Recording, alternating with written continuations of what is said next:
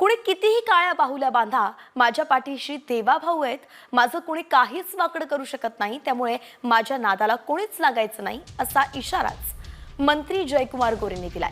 सोलापूरच्या एका कार्यक्रमात मंत्री जयकुमार गोरेंची तुफान